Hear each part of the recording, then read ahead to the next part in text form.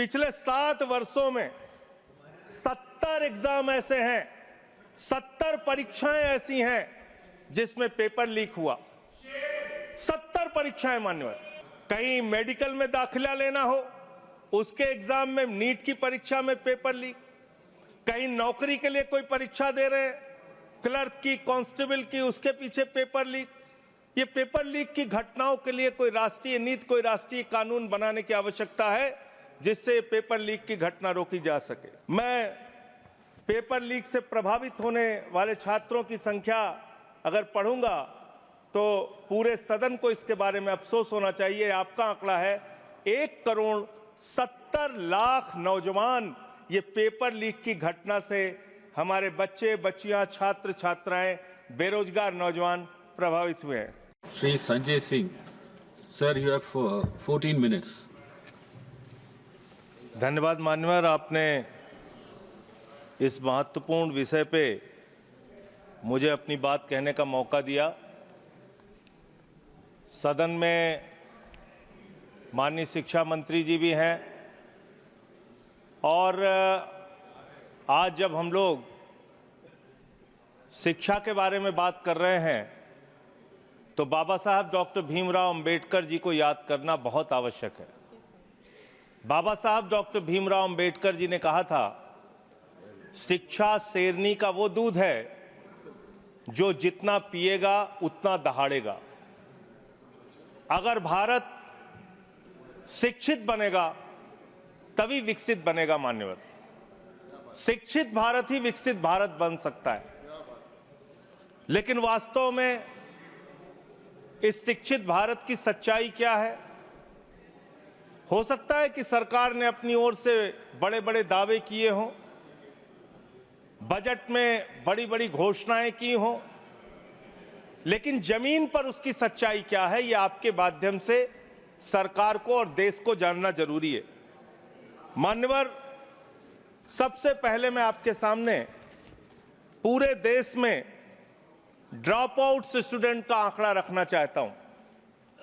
वर्ष 2022-23 और 23-24 में पूरे हिंदुस्तान के अंदर, पूरे भारत में 54,77,223 बच्चों ने सरकारी स्कूल की शिक्षा छोड़ी है मान्यवर।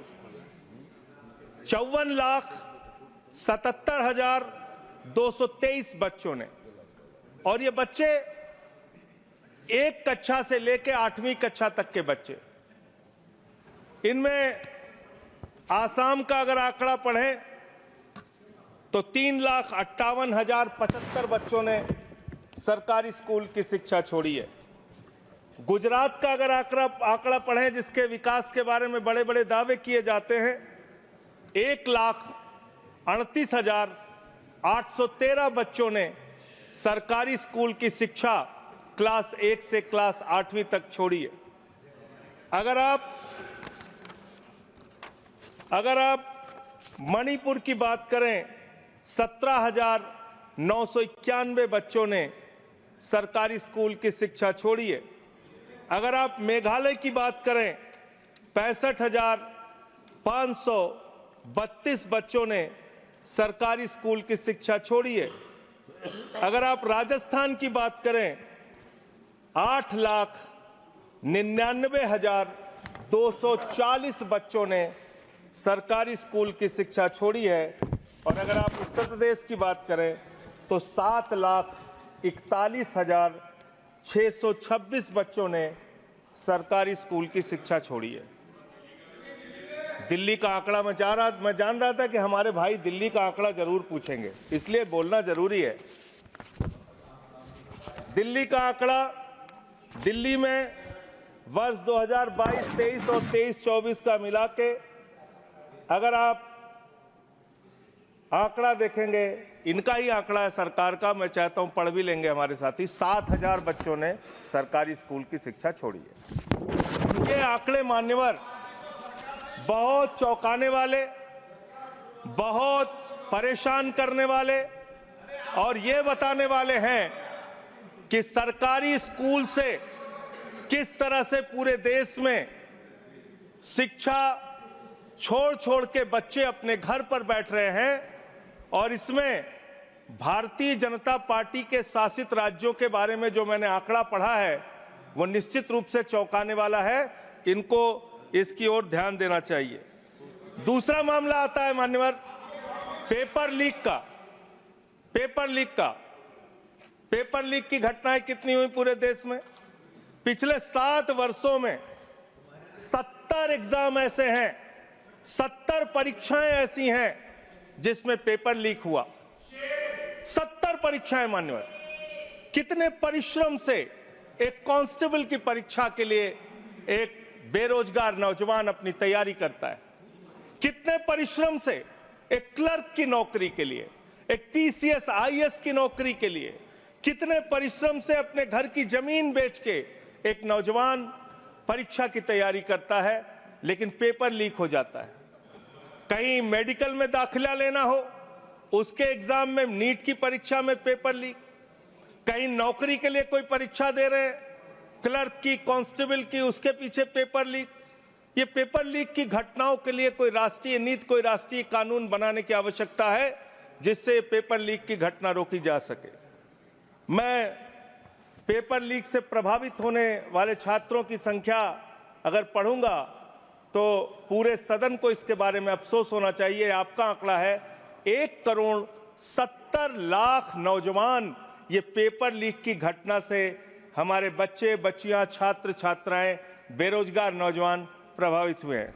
और इसमें क्या घोटाला हुआ है? आप जिसको परीक्षा कराने का ठेका देते हैं, उत्तर प्रदेश में 69,000 कांस्टेबल की भर्ती के लिए आपने ठेका दिया ईडू टेस्ट नाम की एक कंपनी को। विनीत आर्या नाम के व्यक्ति की एक कंपनी है जिसका भारतीय जनता पार्टी के नेताओं से गहरा रिश्ता है। और इसमें यह पाया गया कि 69,000 कांस्टेबल की भर्ती में इस कंपनी ने पेपर लीक कराया, घोटाला किया, गड़बड़ी किया, इसको ब्लैकलिस्ट किया गया। जांच एजेंसियों के सामने यह आदमी प्रस्तुत नहीं हुआ और इसके बाद इसी कंपनी को बिहार में भी एग्जाम कराने का ठेका दे दिया गया। यह आपका प्यार है, आपको छात्रों के, नौजवानों के भविष्य से कोई लेना देना नहीं है। आपको सिर्फ और सिर्फ अपने दोस्तों को, अपने मित्रों को फायदा पहुंचाने का काम करना है। तीसरा जो आंकड़ा है वो आंकड़ा है आपके अलग अलग योजनाओं में जो आपने खेल किया है, और ये खेल समझना बहुत जरूरी है। आपने एक स्कीम शुरू किया, एससी, एसटी, ओबीसी के बच्चों को छात्रवृत्ति की स्कीम, उनको स्कॉलरशिप देने की स्कीम। इसका नाम रखा प्रधानमंत्री उच्चतर शिक्षा प्रोत्साहन स्कीम। इतना लंबा भारी भरकम नाम पढ़ के आदमी का सीना चौड़ा हो जाता है, जैसे प्रधानमंत्री जी एससी, एसटी, ओबीसी के लिए कोई बहुत क्रांतिकारी कदम लेके आए। इस योजना में क्या किया आपने? और इसमें हाई स्कूल से लेकर पोस्ट ग्रेजुएट, इंजीनियरिंग और पीएचडी के जो छात्र हैं एसटी, एससी, ओबीसी के, उनको अब स्कॉलरशिप देने की बात करते हैं। इसमें आपने 2023-24 में 98 करोड़ रुपए खर्च किया। 2024-25 में इस स्कीम को बढ़ा के आपने 1558 करोड़ रुपए बजट में निर्धारित किया। बड़ी खुशी की बात है। 98 करोड़ खर्चा हुआ 23-24 में और 1558 करोड़ आपने बजट बढ़ा के कर दिया, निर्धारित कर दिया 24-25 में। फिर आप रिवाइज्ड बजट लेके आते हैं, संशोधित बजट लेके आते हैं। ये 1558 करोड़ की स्कीम घटा के आपने इसको 1000 करोड़ कर दिया। 1000 करोड़ करके 24-25 में इसको 1000 करोड़ किया, यानी कि इसी स्कीम में आपने 35% एससी, एसटी, ओबीसी को मिलने वाली स्कॉलरशिप का पैसा कम करने का काम किया। दूसरी स्कीम आपकी है PM rising India, PM Shri scheme. इसका भी बड़ा ढोल पीटते रहे आप।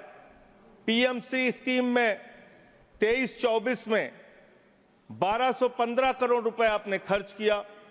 24-25 में इस स्कीम में आपने 6050 करोड़ रुपए निर्धारित कर दिया और जब आपने इसको बढ़ाया तो यह प्रस्तुत किया कि हमने इस स्कीम में प्रधानमंत्री श्री स्कीम में हम देश के स्कूलों का कायाकल्प करेंगे, शानदार स्कूल बनाएंगे और इसका बजट देखिए हमने बढ़ा के 6050 करोड़ कर दिया।